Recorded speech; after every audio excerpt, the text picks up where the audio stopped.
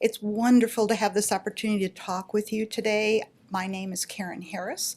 I'm at Arizona State University, and I'm here to talk about self-regulated strategy development, or SRSD, for reading and writing, and putting teachers and students in charge of powerful strategies. Let me ask you a question.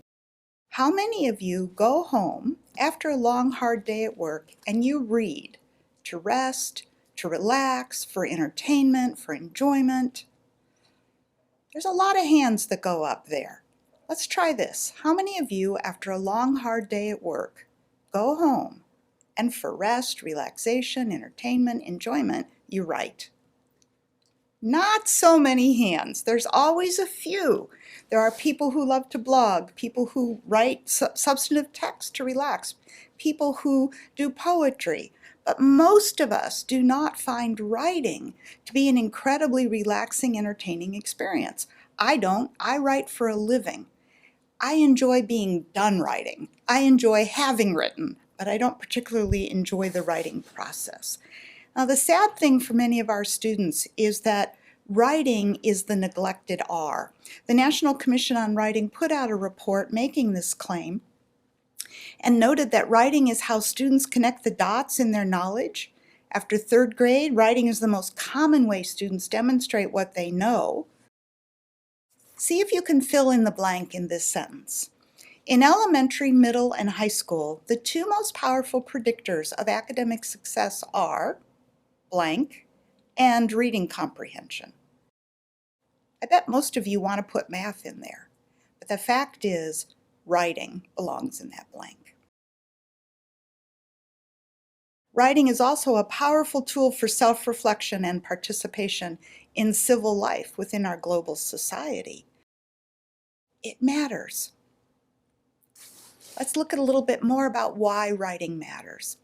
More than 90% of white-collar and more than 80% of blue-collar workers' jobs today involve writing.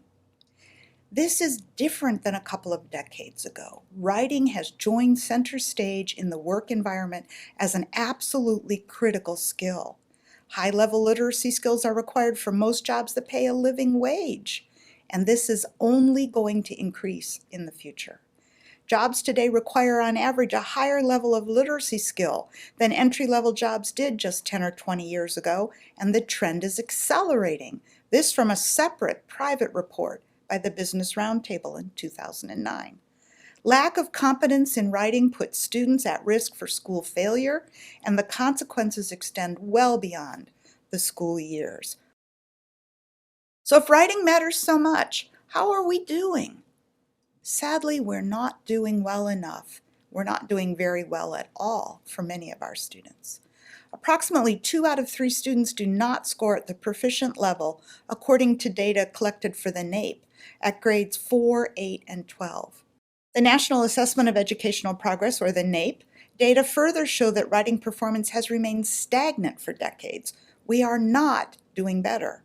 Students with disabilities and English language learners show even lower performance on the NAEP, with only 5% performing at the proficient level and only 1% above proficient, respectively. It only gets worse. The class of 2012 attained an average score of 488 on the writing portion of the SAT, the lowest score since the assessment was introduced in 2006. We are spending $2 billion a year on remedial courses for post-secondary students. Businesses are spending $3.1 billion annually to remediate workers whose writing skills are lacking.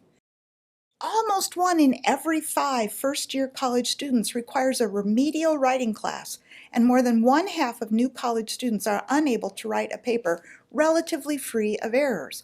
When I started as a university professor in 1980, most students came to college with decent writing skills. Having a writing remediation lab on the college campus was unusual. Now there is not a single 4-year college campus in this country that does not have a writing remediation lab and a writing support system for incoming students.